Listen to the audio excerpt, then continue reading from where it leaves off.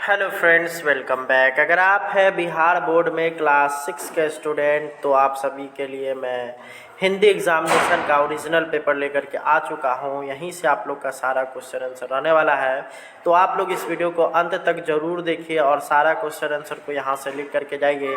यही क्वेश्चन आप लोग के एग्जामिनेशन में सीधे तौर पर छपने वाला है और आप लोग जो है इस एग्ज़ामिनेशन में अच्छे नंबर से पास करें, यही मैं कामना करता हूं। तो चलिए हम लोग बढ़ते हैं क्वेश्चन की तरफ। और उससे पहले अगर आप लोग चैनल पर नए होंगे तो चैनल को ज़रूर सब्सक्राइब करेंगे और साथ ही साथ वीडियो अगर पसंद आए तो इसको ज़रूर लाइक करेंगे। तो चलिए हम लोग बढ़ते हैं क्वेश्चन की ओर। और ये जो आप लोग का जो क्वेश्चन है 100% ओरिजिनल क्वेश्चन है। तो चलिए बढ़ेंगे हम लोग आगे।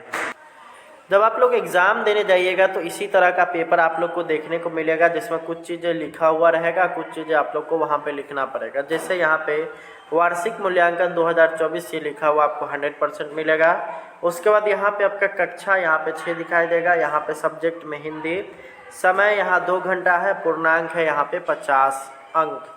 तो ये तो आपको लिखा हुआ मिलेगा। आपको यहाँ पे लिखना क्या पड़ेगा, अपना नाम यानी छात्र छात्रा का नाम। आप अगर छात्र होंगे तो अपना नाम, छात्रा होंगे तो भी अपना नाम, वर्ग क्रमांक यानी कि आपका अपना यहाँ पे रोल नंबर लिखना है, क्लास नहीं। उसके बाद आपका यहाँ पे विद्यालय का नाम, उसके बाद यहाँ पे प्रखंड का नाम लिख लेना है। संकुल का नाम यहाँ पे आपको लिखना है। अगर आपको संकुल का नाम नहीं पता है तो आप अपने शिक्षक से संपर्क कर करके इस संकुल के नाम को पता कर सकते हैं। और यहाँ पे आप लोग को जिला का नाम लिख लेना है। ये जो 3 चीज़ें दिखाई दे रही हैं, शिक्षक का हस्ताक्षर तिथि, मूल्यांकनकर्ता का हस्ताक्षर तिथि और प्राप्तांक, इसमें आप लोग को किसी भी तरह का कुछ भी चीज़ नहीं भरना है। अब यहाँ पे हम लोग आ जाएंगे पहला नंबर क्वेश्चन की ओर। पहला नंबर क्वेश्चन क्या बोलता है कि इन वाक्यों में से सर्वनाम को गोल घेरा लगाइए। तो सबसे पहले हम लोग जान लेते हैं कि सर्वनाम किसको कहते हैं। तो सर्वनाम उस शब्द को कहते हैं जो संज्ञा शब्द के बदले में आए। तो जैसे यहाँ पे आप लोग देख सकते हैं, संज्ञा किसको बोलते हैं, तो किसी भी चीज़ के नाम को जो है हम लोग संज्ञा बोलते हैं। तो इसमें आप लोग देख सकते हैं, मैं अवश्य देखना चाहूँगी उन खंडहरों को। तो यहाँ पे आप लोग को सर्वनाम क्या मिलेगा, मैं और उन। तो इस पर आप लोग को क्या कर लेना है, गोल घेरा लगा देना है। दूसरा चीज़ है कि जो ढूंढे उसे मिले। तो यहाँ पे जो आप लोग का हो जाएगा सर्वनाम, उसके बाद उसे, उसके बाद अच्छा यही है तुम्हारी बेटी। तो इसमें आप लोग का यही और तुम्हारी, ये दोनों का दोनों सर्वनाम है, इसलिए इसको गोल घेरा लगा दिया गया है। वह उसकी मदद करने लगा, तो वह यहाँ पे ये भी सर्वनाम है, उसकी भी आपका सर्वनाम है। अच्छा किया जो इन्हें हिंदी सिखाई, तो यहाँ पे आप लोग का जो हो जाएगा और इन्हें हो जाएगा, ये आपका सर्वनाम है। इस तरह से आप लोग को गोल घेरा लगा लेना है। आगे अब हम लोग बढ़ते हैं। यहाँ पे आप लोग का क्वेश्चन नंबर 2 आता है, सिनेमा घर। इस शब्द में सिनेमा और घर 2 शब्द आए हैं। इसी तरह से आप शब्द बनाइए। जैसे यहाँ पे चिड़िया दिया हुआ था, तो चिड़िया से हम लोगों ने बनाया चिड़ियाघर, पूजा से हम लोगों ने बनाया पूजा घर, अजायब से हम लोगों ने बनाया अजायब घर, पार्सल से पार्सल घर, रसोई से रसोई घर। तो इस तरह से आप लोग को क्या कर लेना है, लिख लेना है। इसी तरह से सेम टू सेम, इसमें किसी भी तरह का कोई भी चेंज करने की ज़रूरत नहीं है। अब यहाँ पर आता है अगला सवाल, तीसरा नंबर, सही विकल्प के सामने सही का चिन्ह यानी निशान लगाइए। पहला क्वेश्चन, पतंग का पर्व किस राज्य में मनाया जाता है। ऑप्शन नंबर क है तमिलनाडु, ख है आपका केरल, ग है आप लोग का गुजरात और घ है आप लोग का पंजाब।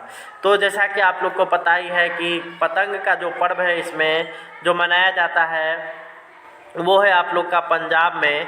जो कि हम लोग अगर बिहार की बात करिएगा तो बिहार में लोग मकर संक्रांति मनाते हैं। तो वहीं अगर पंजाब और हरियाणा की बात करिएगा तो वहाँ पे लोग लोहड़ी मनाते हैं और लोहड़ी में भी पतंग का खेल होता है।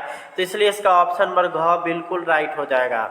आगे हम लोग देखेंगे तो फसलों का त्यौहार किस विद्या की रचना है। तो फसलों का त्यौहार अगर देखिएगा तो यहाँ पे 4 ऑप्शन दिए गए हैं, कहानी है, यात्रा वृत्तांत है, निबंध है, एकांकी है। तो फसलों का जो त्यौहार है वो कहानी सेक्शन में आता है, इसलिए इसका ऑप्शन नंबर क बिल्कुल सही हो जाएगा। अगला सवाल आता है कि स्वार्थी दानव अपने मित्र के पास कितने वर्षों तक रुका। ऑप्शन नंबर क हो गया 6, ख नंबर हो गया 7, ग नंबर में हो गया 8 और घ में हो गया 9। तो अगर बात करिएगा स्वार्थी दानव पाठ की, तो स्वार्थी दानव पाठ को अगर आप लोग पढ़े होंगे तो उसमें एक दानव के विषय में, साथ ही साथ एक छोटे बालक के विषय में उसमें जो है बताया गया है। और वो जो है अपने मित्र के पास 7 वर्षों तक रहा था, इसलिए इसका ऑप्शन नंबर ख बिल्कुल सही हो जाएगा। अगला सवाल आता है कि भीष्म की प्रतिज्ञा एकांकी में कुल कितने दृश्य हैं। ऑप्शन नंबर क है 1, ऑप्शन नंबर ख है 2 दृश्य, ग है 3 दृश्य और घ है 4 दृश्य। तो अगर आप लोगों ने भीष्म की प्रतिज्ञा एकांकी पढ़ा होगा तो उसमें आप लोगों ने देखा होगा पहला पेज है उसमें लिखा हुआ मिलेगा आप लोग को एक दृश्य और उसके बाद फिर दूसरा लिखा हुआ रहेगा दृश्य दूसरा, यानी कि इसलिए 2 ही है इसमें कुल, तो इसलिए इसका ऑप्शन नंबर ख बिल्कुल सही हो जाएगा। आगे हम लोग बढ़ेंगे तो अगला सवाल आता है सबकी है मिट्टी की काया, सब पर नभ की खाली स्थान छाया। ऑप्शन नंबर क है निर्मल, ख है चंचल, ग है शीतल और घ है कोमल।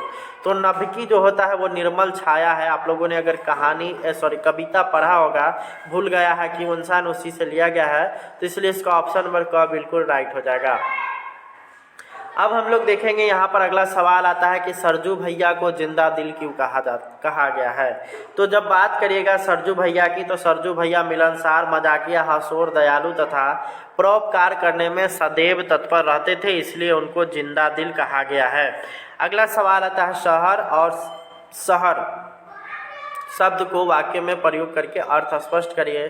शहर मतलब होता है नगर और शहर मतलब होता है भोर। इसका आप लोग वाक्य बना लीजिएगा, क्योंकि जगह यहाँ पे कम था इस वजह से यहाँ पे हम लोगों ने इसका मतलब लिख दिया है। आप लोग आसानी से इसका बना सकते हैं। जैसे अगर शहर से बनाना है तो पटना एक शहर है, और शहर का अगर बात करिएगा तो रमज़ान में लोग शहर करते हैं। आगे हम लोग देखेंगे अगला सवाल आता है देवव्रत का नाम भीष्म क्यों पड़ा। तो अगर बात करिएगा तो भीष्म की प्रतिज्ञा जो थी उसके कारण उनका नाम भीष्म पड़ गया। यानी कि भीष्म ने क्या किया था कि उनके जब पिताजी जो थे वो यहाँ पे विवाह करने वाले थे, परंतु उनके बीच जो है एक बात आ रहा था कि भीष्म के पास सत्ता नहीं जाए, बल्कि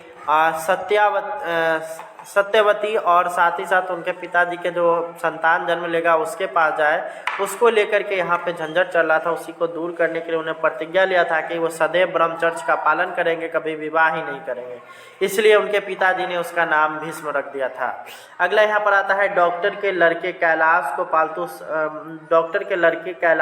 पालतू सांप ने क्यों काटा।